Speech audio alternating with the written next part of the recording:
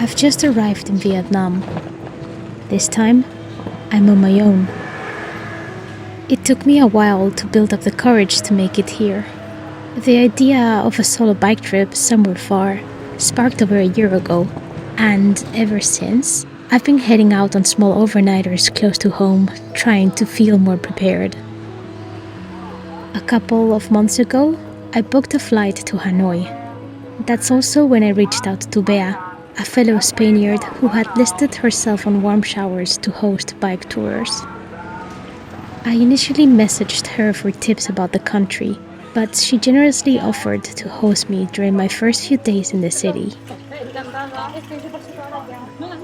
Looking back, arriving to a warm welcome made all the difference. She was a small thread of familiarity in a place that felt entirely new, and that helped soften the landing. We chatted briefly before she left for work, and she told me to make myself at home. When the door closed behind her, I stood there alone, jet-lagged, but strangely at ease. I felt much calmer than I'd been just hours earlier at the airport, and definitely compared to the days and weeks leading up to the trip. Saying goodbye to Tristan, knowing we'd be apart for 2 months, was strange.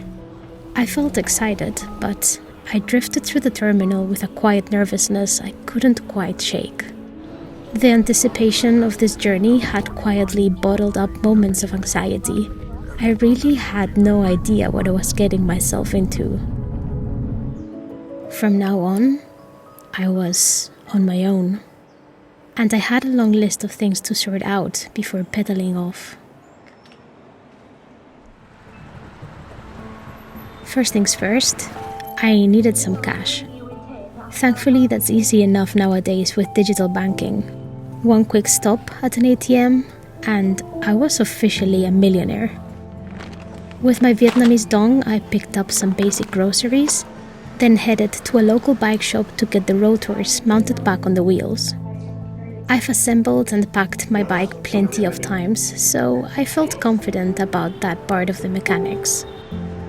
And since this would be a round trip, it was relieving to know I could safely store my travel bag in Hanoi until my return. I also packed a small toolkit for emergencies, though I was definitely hoping not to need it.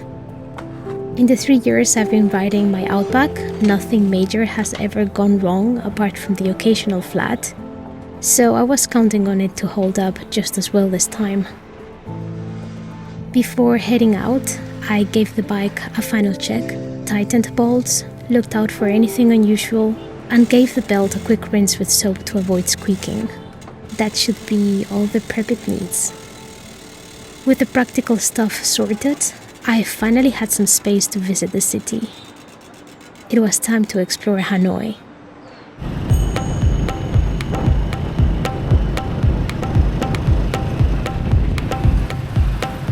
Grab and San are the go-to ride apps in Vietnam, and I quickly learned that scooters are the way to move around here. So I ordered my first ride to head into the heart of the city. Scooters weave through the streets in every direction, but somehow there seems to be an unspoken order and flow to the chaos. It was a rush to witness this from the back of my driver's motorbike as we navigated through a blur of traffic and honking with 1,000 things happening all at once. It felt like I was being transported through a kind of urban jungle. Wide-eyed, taking it all in, with nothing to do but hold on tight and trust the ride. Hanoi has a charm and character of its own, with every corner humming with daily life. As Vietnam's capital, it carries the weight of centuries of conflict shifts, from imperial dynasties to French colonial rule, through the war years, and now into waves of tourism. The streets are bustling with parked motorbikes and storefronts selling all sorts of things, with neon signs glowing even in daylight, squeezed into the narrow, colorful facades. Not knowing where to begin, I'd figured I'd start with something local. Café Thieng, a strong coffee made with Robusta beans, topped with whipped egg yolk and condensed milk, originally created as a solution to milk scarcity. Curious to taste more, I went for banh mi, Vietnam's take on the baguette, with a crispier crust and fillings of all kinds. I ordered one with mushrooms and it was truly delicious. I could have easily stood there for hours, just people watching, but I figured it'd be a good idea to join a walking tour, something I picked up from my brother, as a way to get a first introduction to the country and the culture. I got to learn not just about the city's past, but also about the traditions, values, and beliefs that shape everyday life here. Vietnamese culture is deeply shaped by tradition, storytelling, and a strong spiritual connection to ancestors, something easy to spot in the little details just by wandering the streets. The tour gradually pulled us deeper into the old quarter, where the intensity ramped up. I suddenly found myself swallowed by the local market, a dense tangle of voices and rich smells drifting from fruit, fish, and fried food stalls. It felt like being caught into a lively swirl, trying to keep up with everything around me while not losing track of the group. There were so many exotic fruits and vegetables I had never seen before. I was already hoping to try them later during the trip. To finish off the walk, I visited the famous train street, a narrow alley where trains thunder just centimeters from shops and homes. It's a hotspot for tourists, and locals make the most of that fleeting moment when the train rolls through, everyone eager to capture it. By the time Bea messaged with dinner plans, I felt I'd made the most out of the day and was ready to move on.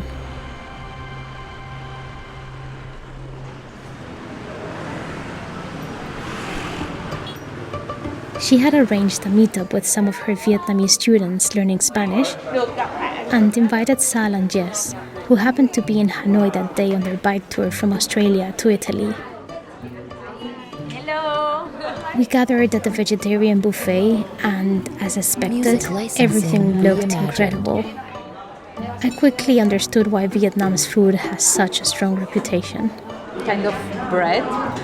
Over shared plates and lively conversation, a quiet excitement started to build.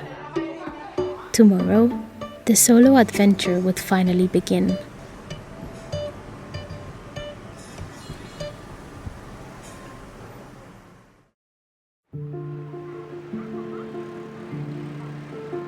If there was one thing I knew I wasn't going to do, it was cycle out of Hanoi. The air quality was terrible. Hanoi often ranks amongst the most polluted cities in the world. Between that, the chaotic traffic, and the industrial surroundings, it just didn't feel worth it.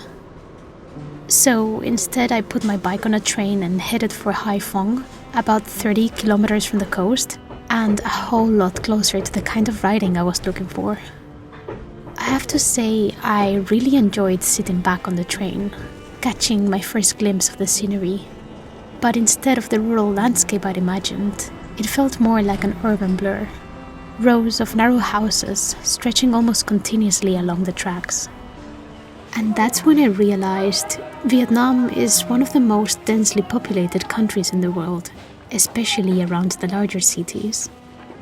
I suddenly had a feeling that cycling here wouldn't be like anywhere I'd ridden before. Until now, I'd always sought out wide open landscapes and quiet, remote routes, places where being alone came easily. But here, I could already tell that nature might take a backseat to the constant presence of people. Not a bad thing though, just very different. And so I took off.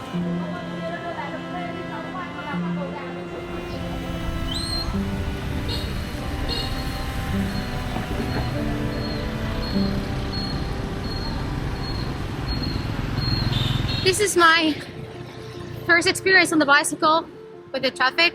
I'm getting out of the city of Hai Phong and I'm heading to Cat Ba Island. So far it's working, seems to flow.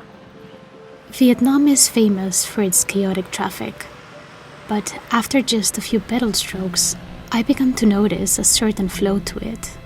It felt like being part of a current where stopping isn't really an option. Instead, you just glide around obstacles like a rock on a stream, always moving, always adjusting. The ride to the ferry wasn't particularly exciting, and there wasn't always a way to avoid the main road, so I just embraced it and kept the pace up. When I got there, I was sold a ticket by someone sitting on a chair and was told to just wait. How long? He didn't know.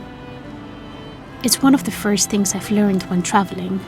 You have to let go of control. Be flexible and trust that things will eventually unfold in their own time.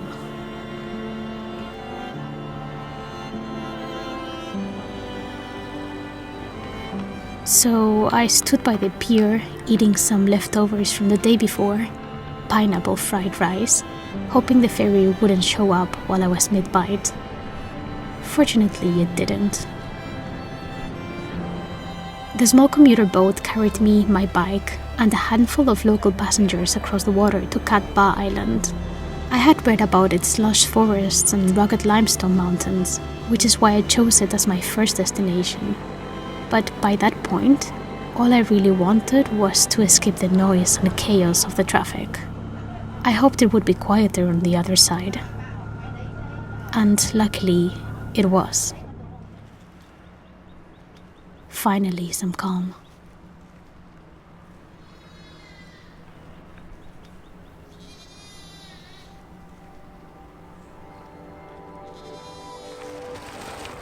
The journey couldn't have begun more beautifully. Cat Ba is the largest island in the Lang Ha Bay, which together with Ha Long Bay forms part of the UNESCO World Natural Heritage Site.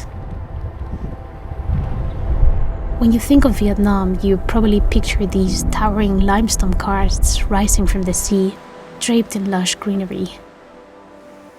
And there I was, standing right in the middle of that postcard.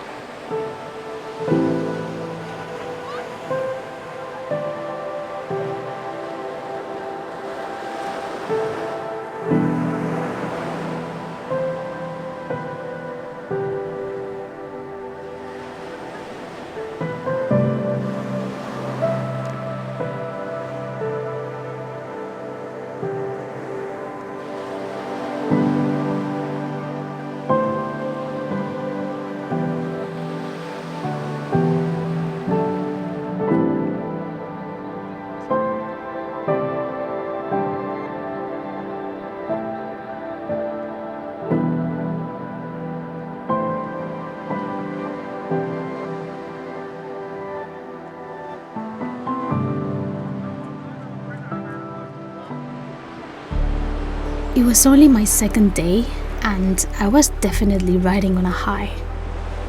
Everything felt new, everything caught my attention, and my body was still fresh. Aside from the relentless humidity, I was loving the solitude and the gentle climbs through small towns and thick tropical forests. The road kept winding forward, and I followed, just curious to see what might appear around the next bend. Back at home, I had sketched out a route to use as a rough guide, but I was open to adjusting it as I went. If something looked more interesting, or if the weather or terrain called for it, I'd let myself decide in the moment. I think that took a lot of pressure off me. I could simply respond to whatever the day brought and how I felt. That freedom was something I hadn't always had before, especially on trips where the location demanded sticking to a strict plan or covering set distances. Overall, I was feeling pretty relaxed. It is only day 2 on the bicycle, but it's already getting so beautiful. It is very humid, so I'm sweating so much, but my hopes are up. And yeah, I'm excited for the rest of the trip. It's so weird because I really don't know what to expect. I don't know what's coming. I feel a little bit nervous with the sleeping because I don't know where it's gonna happen. But I'll take it day by day. That's something I've learned from past tours too. A bike trip comes with a roller coaster of emotions, so don't get too attached to the highs or to the lows. Well, I got very wet on this ride, but I made it to the ticket station. The ferry leaves in 1 hour, so I'm waiting for them to open the ticket station. I don't know when that's gonna happen. I've been told it's gonna be a beautiful, beautiful ride. Let's see.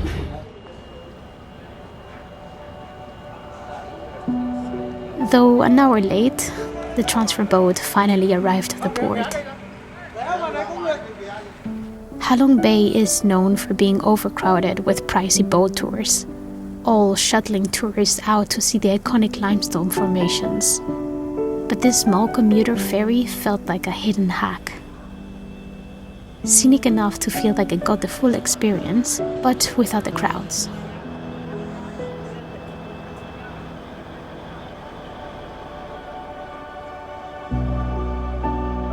I was speechless at the view.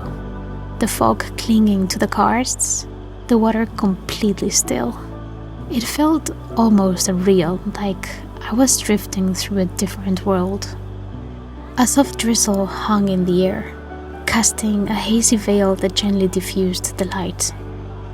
And as we approached the mainland, I started wondering where I'd end up that night. I searched online for guest houses, but nothing came up in the area. So I took my chances and pedaled into the hills, keeping an eye out for a safe place to close off the day. Then, all of a sudden, I saw a sign, Dong Dong Farmstay. I took a turn and rolled in to ask. To my luck, the owners spoke English, and they seemed both surprised and a little excited to see me. It wasn't a guest house, but a restaurant and event venue, and even though they were busy preparing for that night's gathering, they kindly offered me a safe place to stay. You know this one? Yes. Cow, Cow, right? Yeah. This was also my first time seeing a nyasan, a traditional stilt house found in rural areas, elevated and open underneath to protect against flooding and pests. A deep sense of relief and gratitude washed over me. After all the uncertainty, the long day and the unfamiliarity of it all, here were strangers opening their home to me without hesitation. I've experienced many moments of kindness like this on my bike journeys, but it never stops astonishing me when it happens. After a warm shower, I headed back downstairs and offered to help with the event. That's when I had my first encounter with Vietnamese karaoke. Soon I learned that karaoke is a big part of social life in Vietnam. It's how people celebrate and connect, whether in restaurants, hotels, or at home. It's always loud, and the singing is completely unapologetic.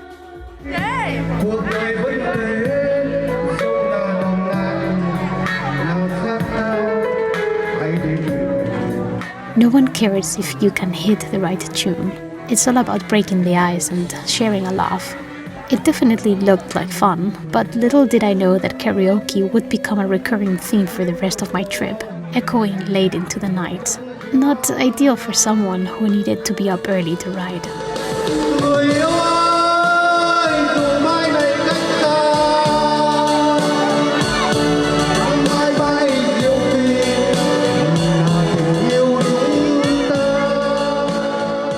That evening felt surreal in the best way. I helped move furniture and serve food, setting tables for the arriving guests. Everything looked so colorful and flavorful. I definitely sparked a lot of curiosity. Many tried to communicate with the little English they knew, eager to find out who I was and what I was doing there on my own.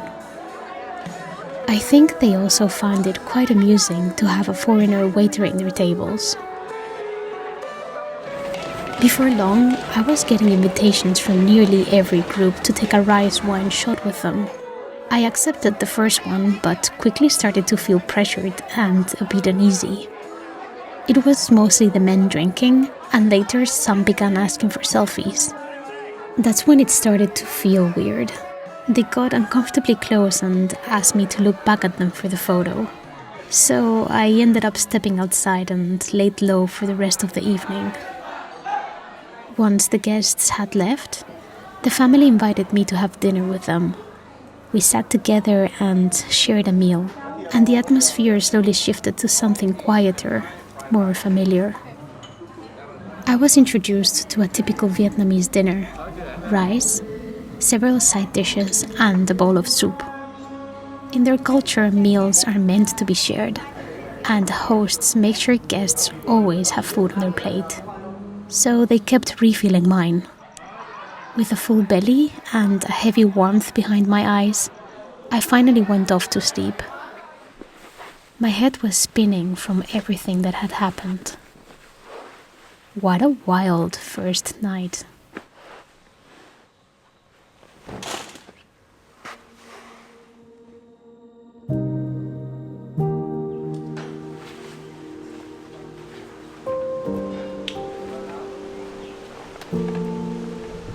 Thank you. Have a good trip. Have a good trip. Thank you.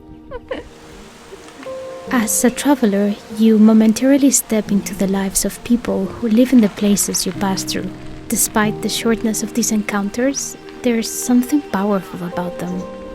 For one evening, I was welcomed into their world, and for that short time, I shared their life. It wasn't the best night's sleep. Strong wind gusts kept slamming the window shutters, and a sneaky mosquito just wouldn't leave me alone. So I was up early, ready to start the day. Actually, Vietnamese people tend to wake up quite early, usually between 5 and 6 a.m., especially in rural areas where farming is at the heart of daily life. Rice is more than just a staple food here. It's a vital part of the economy and cultural identity. These were the first of many fields I'd see on this trip. Planting, tending, and harvesting, all done by hand, looked like meticulous, physically demanding work. But hard work and productivity seemed deeply woven into Vietnamese culture.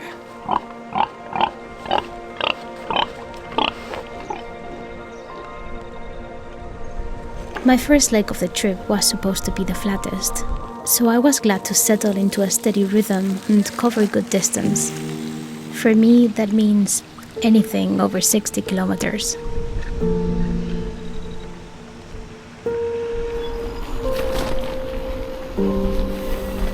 Hello.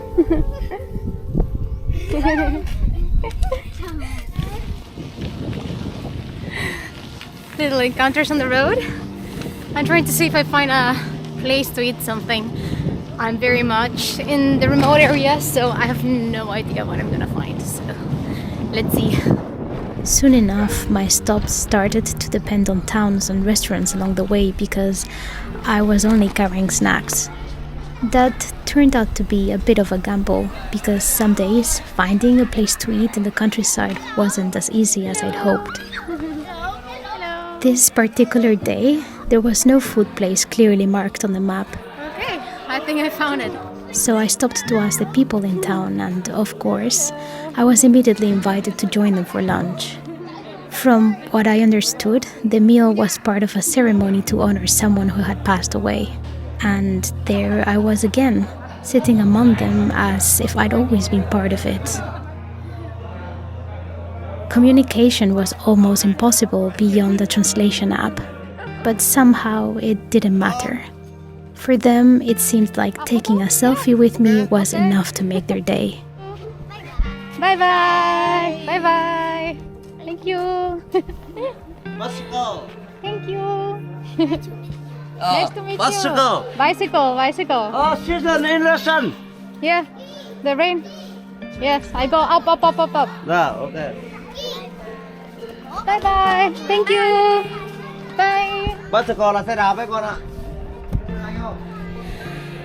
Okay, that was another experience. Wow. Bye! Bye! Thank you! I'm so amazed all the time at how kind people are. So I entered this teeny tiny town. I looked around and I found what seemed to be the one and only place with food. It was full with people. I got invited. Apparently they were celebrating the anniversary of someone's death. And I just got sat down with the family and given food. And they were asking me things on Google Translate. Fed me, I ate. And half an hour later I'm out again, climbing up the mountain.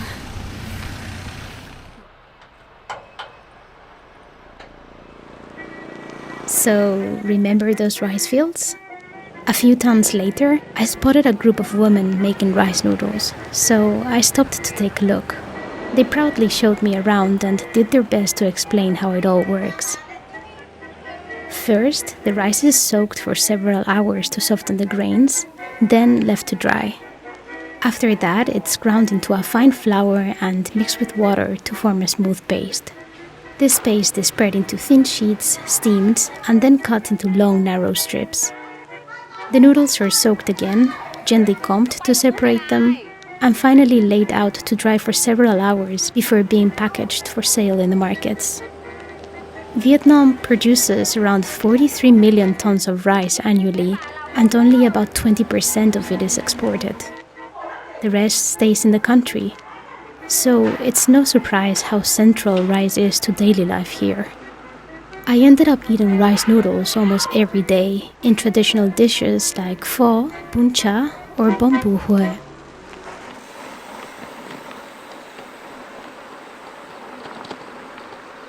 One of Vietnam's biggest challenges became apparent early on.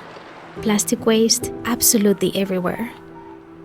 It's not just in the towns or along roads. It's in rivers, on beaches, even on the most remote trails I took. Plastic began to flood into the daily life in the 1980s during the Doi Moi economic reforms, but waste treatment infrastructure and public awareness did not follow at the same pace. It was honestly the saddest part of riding through this incredible country. The landscapes are full of beauty and potential, but almost always shadowed by trash. I kept thinking, just 40 or 50 years ago, none of this plastic was here. Many people alive today have seen Vietnam before it was covered in waste. But somehow it didn't seem to bother them. Or maybe it does and there simply isn't much they can do except burn it in the streets. As for me, I felt guilty whenever I bought anything that came in plastic. But it is hard to avoid in a country that's become so addicted to it. So I just held on to my trash until the evening, when I could finally leave it at a guest house and hope for the best. So as a little summary, yesterday I slept in my first nhà nghỉ, which are the guest houses here. And I went in, I asked for a price. She told me it was $250, which is quite expensive for here, but I negotiated it to $200. And then I asked to see the room. So the room looked simple, didn't take too much time to see all the details, so I accepted also because it was getting late and the next nhà nghỉ was gonna be in 20 kilometers too far away. So I accepted, went into the room, and then I realized there was a huge mirror in front of the bed and that the light of the room was green, so I realized that I was staying in a hotel by the hour, which is common here. But yeah, once I started realizing that things were a bit filthy, I didn't feel very comfortable. So I made it a short night. I started riding this morning early, and I need to be more careful when I start looking for more nhà nghỉ. Unfortunately, sometimes there's just no options, and camping is so difficult. This is the first time that I find a flat grassy field where I could have camped, but it's too early. Other than that, mood is okay.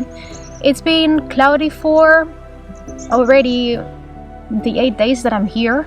I'm hoping to see the landscape with the sun, and this area is a little bit more boring. It's flat at least, so I'm just trying to get some distance covered and make it all the way to the north where the mountains are gonna be. It's gonna be hard there with the climbing, but at least it should be very beautiful. And also there will be more tourists, so I think the accommodations will be a tiny bit better. But well, now I'm filling up with some candy. I'll do something like 65 kilometers today.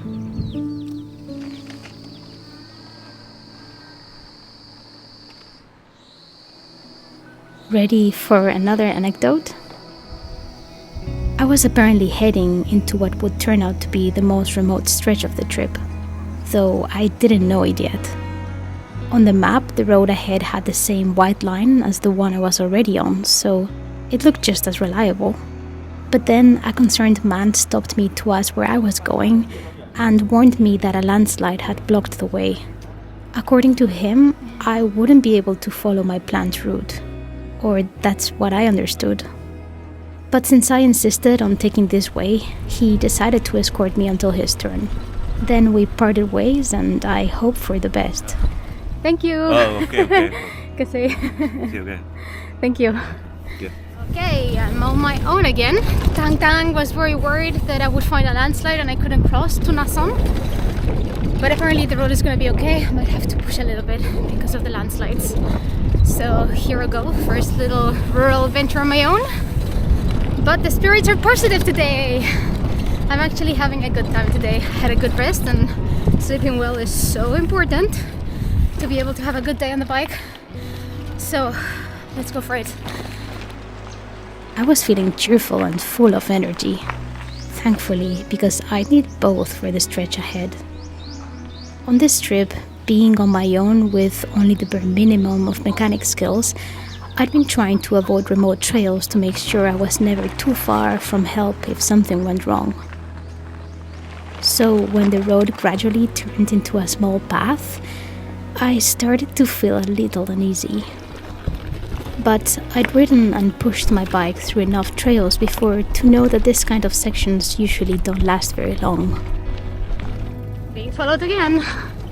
Unfortunately, I have the guy telling me now as I'm trying to go up the sketchy trail. I know he just wants to help me, but it's annoying. He just won't leave me on my own. He's trying to help me push the bike. I told him I've done this many times before and I'll be fine, but he's just gonna do the whole climb with me. Yes, it got tough. But what really started to weigh on me wasn't the trail itself, but the fact that this man was still walking alongside me, insisting on staying close. I wasn't scared, but alert. I quieted my warning instincts and let him get nearer, surrendering to the idea that he simply wasn't going to leave. Okay. Okay, good. The translation app wasn't much help, but from the general context, I gathered that he was on the way to visit his grandmother and that he was genuinely concerned about my safety. Finish, okay. Ăn cơm xong thì hắn đi tiếp Na Sầm. Từ nhà bà ngoại tôi lên Na Sầm là 4 về. Okay. Now it's also what a POW did 10 hours ago. So after going to my grandmother's house to eat, he continued to go to Na Sam from my grandmother's house to Sam La. I think we're gonna go eat with his grandmother. Okay, let's do it. He says I'm gonna trust Vietnamese people. I hope I can trust him. Dãy núi Cai Kinh. Tức là nó tổng chiều dài của nó là khoảng 150 km. Dãy núi này. It turned out to be such a fun situation, and he really helped me reach the top. Ôi, không phải quay đâu. Cất camera đi. From there, I could ride again and followed his scooter, but at some point he must have taken a turn and I missed it, because I never saw him again. I felt a little sad about it. He'd proven to be kind and trustworthy, and I think he was genuinely excited to introduce me to his grandmother.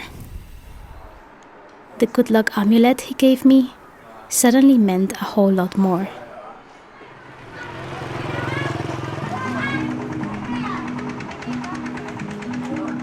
If I could find banh mi for lunch, that felt like a victory. It's fast, tasty, cheap, and always hits the spot. Vietnam #1. The kids I met in Vietnam were definitely a highlight of my trip. They were cheerful and friendly, often waving as I rode through their villages or trying to communicate whenever I stopped. It's very nice, right?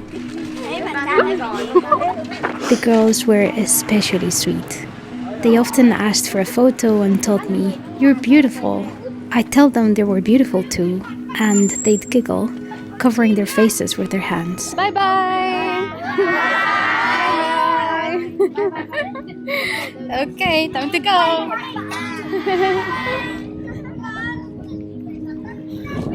That was lovely.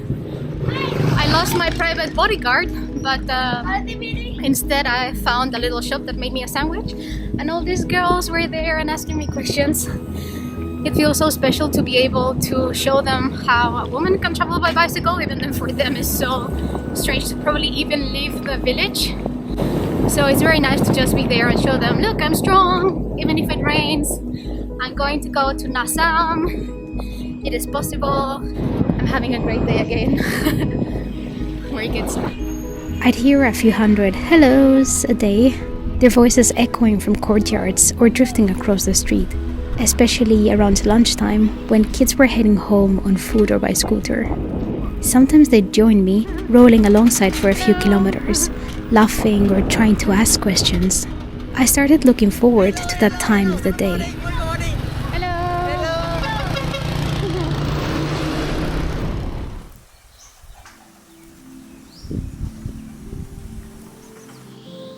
At times, I felt silence deprived. I didn't even know that was a thing until then. Vietnam had often felt loud and intense. Even in the countryside, I could usually hear a karaoke echoing through the fields or the distant hum of a scooter rolling down the road. But I was getting closer to the mountains, and I could already feel the shift into a quieter, emptier scene. I felt like a small relief. Even though I was traveling solo, I hadn't really had the chance to feel solitude. I was rarely anywhere alone. And you know what? Maybe that wasn't such a bad thing. I didn't come to Vietnam looking for isolation, but to get to know the country and to put myself through a challenge to see if I could handle it on my own. I was managing fine so far, at least for now.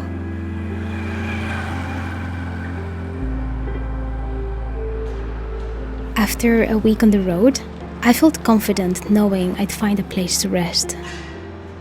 The real question was what level of comfort or cleanliness I could expect. Not that I'm picky or need much on a bike tour, but guest houses in Vietnam often felt like a spin-the-wheel game. And that evening, I hit the jackpot.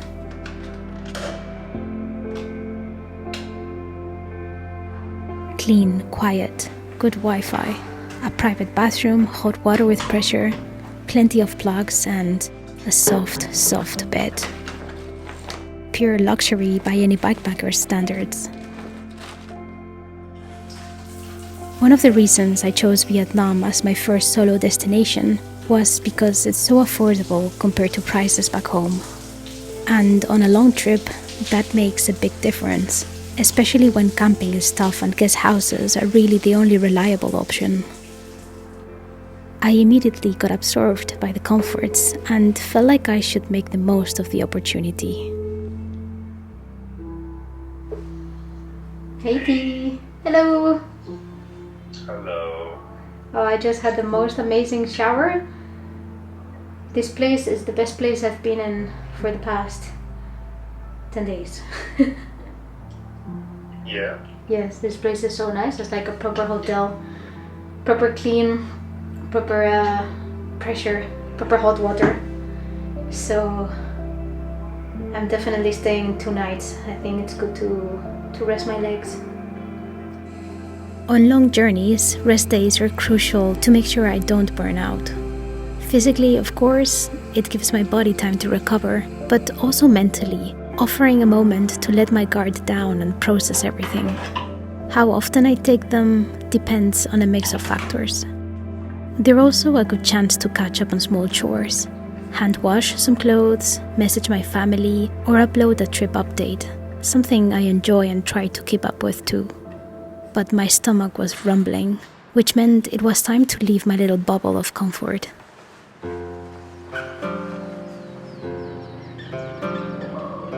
Finding the food I needed, or even a place to eat, had sometimes become quite the hunt. Supermarkets, as I know them back home, only existed in the big cities, and I hadn't seen one since Hanoi. In smaller towns, I relied on the local markets and had to wander the streets looking for the family-run food stalls to see what fresh items were available.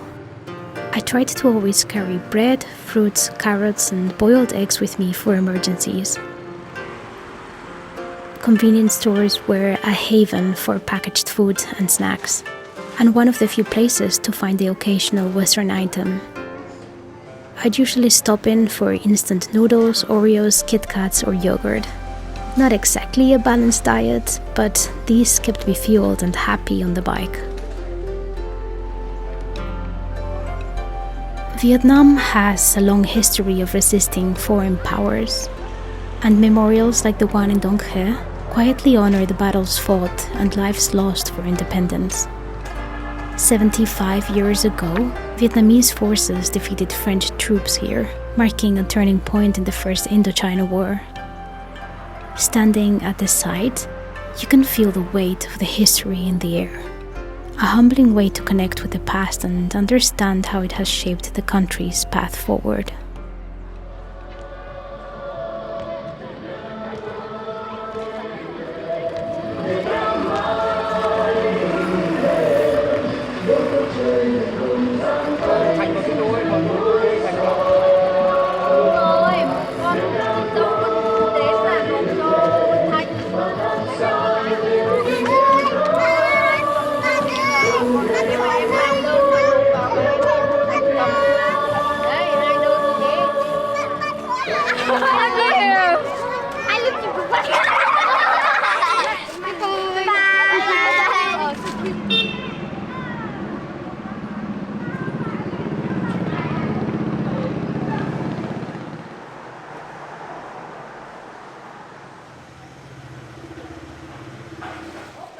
Restaurant has fried rice with fried eggs.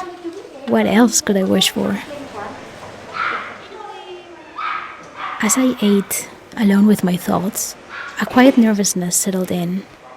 I was nearing the border with China, and with it, the beginning of the real mountains.